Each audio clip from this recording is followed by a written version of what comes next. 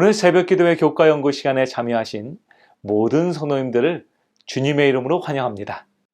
저희는 지난 시간을 통해서 요한계시록 14장 14절에서 사용된 구름 위에 앉으신 인자에 관하여 함께 연구하였습니다. 이 인자라는 표현이 성경 예언서에서 사용되었을 때 그것은 바로 우리를 구원하기 위해서 나오시는 참된 우리의 구주 되시는 예수님이라는 사실 또한 배우게 되었습니다. 오늘 이 시간에는 우리를 위해서 준비된 하나님의 심판대에 관해서 우리 함께 연구하겠습니다. 이 심판대에 관해서 보다 폭넓게 우리가 연구할 때 그 인자 되신 주님의 오심이 오늘 우리에게 어떠한 의미를 나타내는지에 관하여 함께 배워보도록 하겠습니다. 그런데 우리가 예언을 연구할 때는 우리는 언제나 주의해서 이 예언을 풀이해야만 합니다. 그 이유는 이 모든 예언들이 하나님의 성령의 감동으로 지어진 글이기 때문에 그렇습니다. 베드로후서 1장 20절로 21절은 우리에게 말하고 있습니다. 먼저 할 것은 경의 모든 예언은 사사로이 풀 것이 아니니 예언은 언제든지 사람의 뜻으로 낸 것이 아니요 오직 성령의 감동하심을 입은 사람들이 하나님께 받아 말한 것임이니라. 베드로는 우리가 예언을 연구할 때에 주의하라고 경고하고 있습니다. 그런데 여기서 예언을 사사로이 풀지 말라고 말했는데요. 사사로이라는 이 표현은 헬라어 이디오스라는 단어가 사용되었습니다. 이 이디오스라는 표현은 혼자서라는 의미를 갖고 있는데요. 그 예언은 혼자서 읽으면서 푸는 말씀이 아니라고 그는 말하고 있다는 것이죠. 여러분, 그렇다면 우리는 누구와 함께 이 예언을 연구해야 할까요? 네, 맞습니다. 바로 성령 하나님이십니다. 고린도전서 2장 10절은 우리에게 말하고 있습니다. 오직 하나님이 성령으로 이것을 우리에게 보이셨으니 성령은 모든 것, 곧 하나님의 깊은 것까지도 통달하시느니라. 오늘 성령 하나님이 우리 가운데 역사하사 그 예언의 깊은 곳에서 우리 주님을 발견하게 하시길 소망합니다. 그래서 우리의 마음이 하나님의 은혜로 충만하여지기를 소망합니다. 우리 함께 기도로서 오늘의 교과 연구를 시작하겠습니다. 사랑과 은혜가 충만하신 아버지 하나님이시여, 오늘 하나님의 성령님을 간구합니다. 아버지, 우리가 하나님의 말씀을 읽을 때에 우리가 사사로이 그 말씀을 푸는 것이 아니라 주님께서 주신 그 말씀의 뜻을 이해하게 하시고 그 말씀 가운데 거하시는 예수님을 만날 수 있도록 축복하여 주시옵소서. 이 모든 말씀 예수님의 이름으로 간절히 기도드리옵나이다. 아멘. 오늘 화요일 교과의 주제는 하늘의 심판입니다. 대부분의 세상의 종교에서는 인간이 죽은 후에 하나님의 심판대 앞에서 그들이 천국과 지옥이 결정된다라고 보고 있습니다. 따라서 하나님의 심판대 앞에 가기 전까지는 그들이 지옥으로 갈지 아니면 천국으로 갈 수 있을지 알 수 없다라고 주장하고 있죠.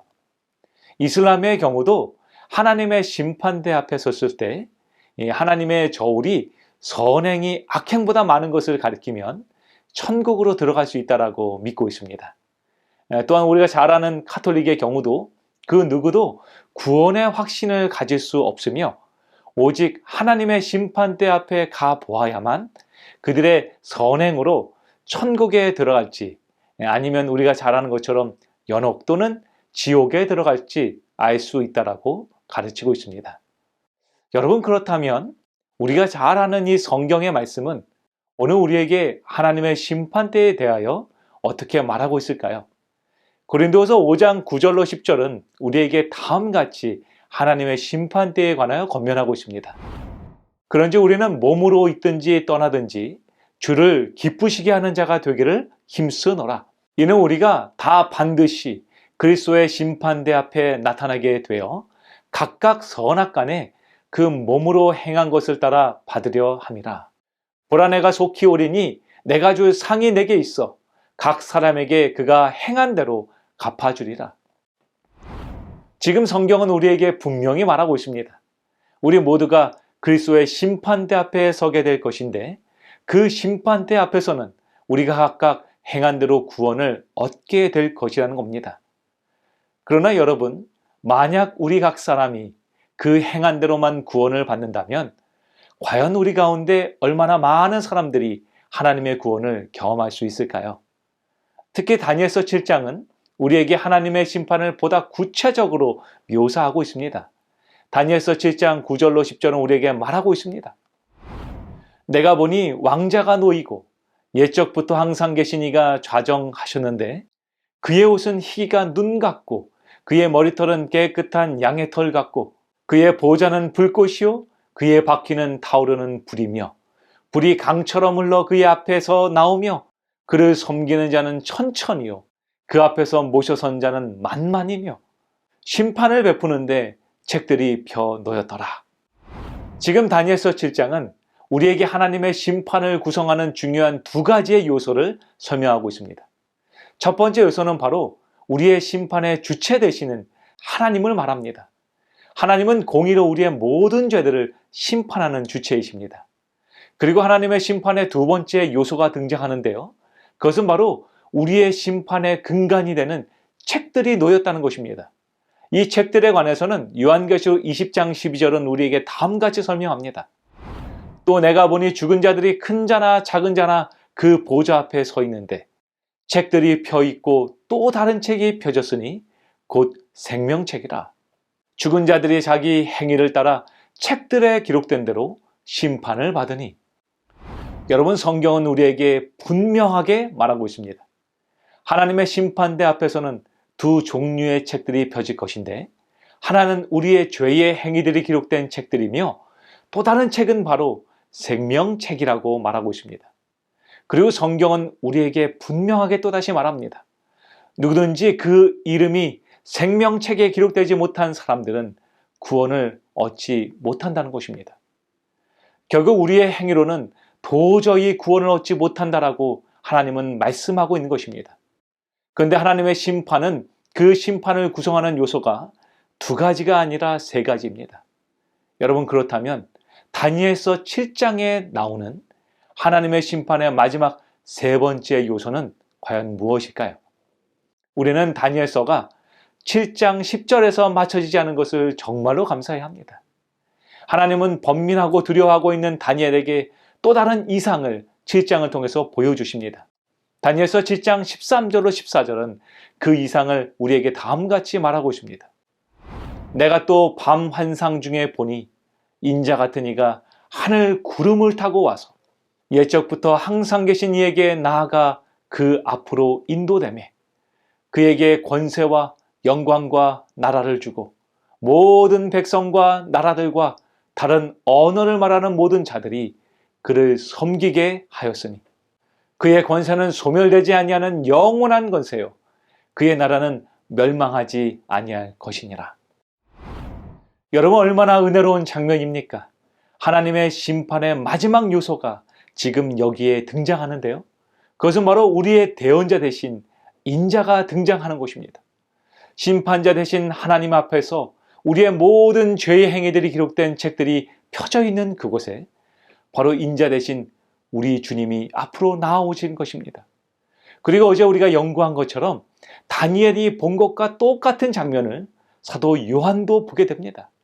그리고 사도 요한은 그 무서운 하나님의 심판대 앞에서 그가 그토록 그리워했던 인자 대신 예수님을 만나게 됩니다. 근데 여러분, 사도 요한은 그 영광 가운데 계신 인자가 어떻게 해서 그가 그토록 만나고 싶어 했던 예수님이라는 것을 알게 되었을까요? 아마도 그는 주님께서 하늘로 승천하시면서 하신 그 말씀을 기억하였을 것입니다. 사도행전 1장 11절은 주님의 그 약속을 다음과 같이 언급하고 있습니다. 갈릴리 사람들아 어찌하여 서서 하늘을 쳐다보느냐? 너희 가운데서 하늘로 올리우신 이 예수는 하늘로 가심을 본 그대로 오시리라 하였느니라. 아마도 사도 요한은 하늘로 사라지는 그 예수님을 계속해서 바라보았을 것입니다. 그는 구름 너머로 예수님이 사라진 이후에도 한동안 그 구름을 바라보았을 것입니다. 그리고 이제 그의 이상 중에 자신이 바라보았던 그 흰 구름 너머에 면류관을 쓰고 앉아 계신 그의 주님을 그는 발견하게 된 것입니다. 그렇기에 이제 사도 요한은 하나님의 심판대가 더 이상 그의 죄의 행위가 드러나는 무서운 장소가 아니라 그토록 만나고 싶어 했던 그 주님을 만나는 장소라는 것을 알게 된 것입니다. 그래서 요한은 요한일서 5장 22절로 24절에서 다음같이 말하고 있습니다. 아버지께서 아무도 심판하지 아니하시고 심판을 다 아들에게 맡기셨으니 이는 모든 사람으로 아버지를 공경하는 것 같이 아들을 공경하게 하려 하심이라. 아들을 공경하지 아니하는 자는 그를 보내신 아버지도 공경하지 아니하느니라. 내가 진실로 진실로 너에게 이르노니 내 말을 듣고 또 나 보내신 이를 믿는 자는 영생을 얻었고 심판에 이르지 아니하나니 사망에서 생명으로 옮겼느니라. 지금 요한은 하나님의 심판대가 없다라고 주장하고 있지 않습니다. 그는 하나님의 심판의 그날이 있다라고 말하고 있습니다. 그러나 인자 되신 주님을 발견한 순간 이제 하나님의 심판대는 바로 예수님의 심판대로 바뀌었다는 것이죠. 그리고 그분을 믿는 자에게는 이미 영생이 주어졌으며 사망에서 생명으로 옮겨진 상태라고 그는 말하는 것입니다. 여러분, 사도 바울 역시 이와 비슷한 하나님의 심판을 묘사하고 있습니다. 그는 로마서 8장 1절로 2절에서 말하고 있습니다. 그러므로 이제 그리스도 예수 안에 있는 자에게는 결코 정죄함이 없나니 이는 그리스도 예수 안에 있는 생명의 성령의 법이 죄와 사망의 법에서 너를 해방하였습니다. 여러분, 우리 예수님 안에서는 결코 정죄함이 없습니다. 그렇기 때문에 하나님의 심판대는 이미 그리스도의 의의 안에서 감추어진 모든 성도들에게는 두려움과 떨림의 장소가 아닌 그리웠던 우리 주님을 만나는, 우리를 위해서 이미 주어진 구원을 맛보는 축복의 장소라는 것입니다. 여러분, 다윗은요, 시편 51편에서 그가 당한 심판에 대해서 말합니다. 하나님이여 주의 인자를 따라 내게 은혜를 베푸시며 주의 많은 긍휼을 따라 내 죄악을 지워주소서. 나의 죄악을 맑게 씻으시며 나의 죄를 깨끗이 지하소서. 물은 나는 내 죄가를 아오니 내 죄가 항상 내 앞에 있나이다. 내가 주께만 범죄하여 주의 목전의 악을 행하여 사오니 주께서 말씀하실 때에 의로우시다 하고 주께서 심판하실 때에 순전하시다 하리이다. 하나님의 심판의 장소는 그분의 의로움이 나타나는 장소입니다. 너무나 진해서 우리의 능력으로는 지을 수 없는 우리의 죄가 그리스도의 보혈로 정결케 되는 정결의 장소입니다. 그렇기 때문에 그러한 하나님의 용서를 경험한 다윗은요, 하나님께서 그를 심판하실 때에 오직 이렇게 말합니다. 그분은 의로우시다. 그분은 순전하시다. 여러분, 이것은 참된 하나님의 용서를 경험한 다윗의 간증인 것이죠. 사랑하는 성도 여러분, 오늘 우리 주님은 우리를 하나님의 심판대 앞으로 초청하십니다. 하지만 만약 우리가 그 하나님의 심판대에 나아가기에 준비되지 않았다면, 우리의 믿음이 만약 준비되지 못했다면, 여러분, 그 심판의 날은 우리의 죄가 드러나는 무서운 형벌의 날이 될 것입니다. 각시대 대쟁투 668페이지는 우리에게 다음같이 권면합니다.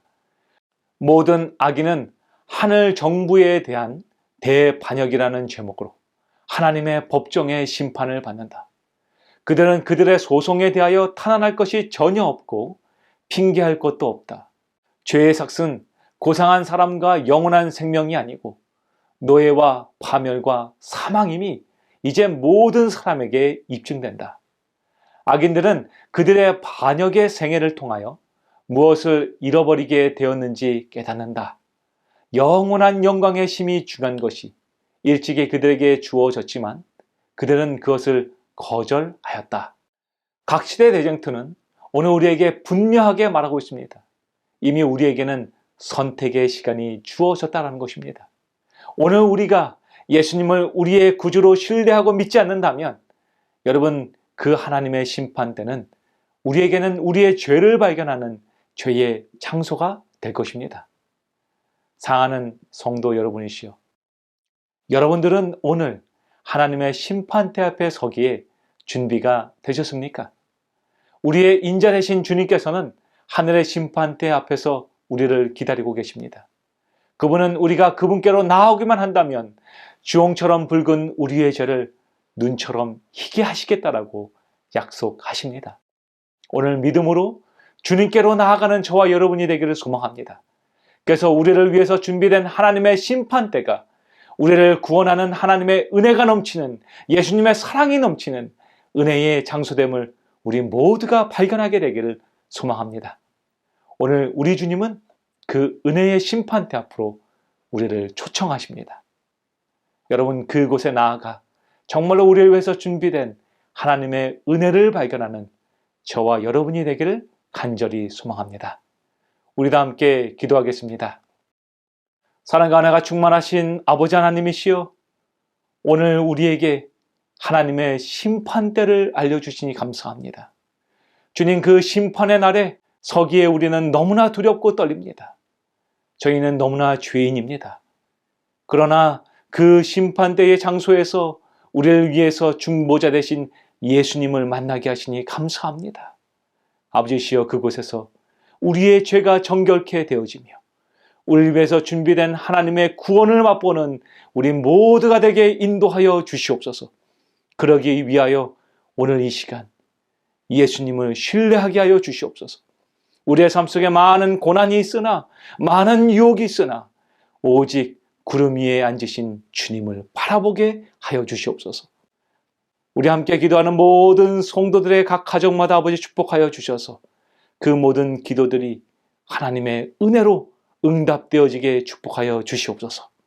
이 모든 말씀 예수님의 이름으로 간절히 기원하옵나이다. 아멘.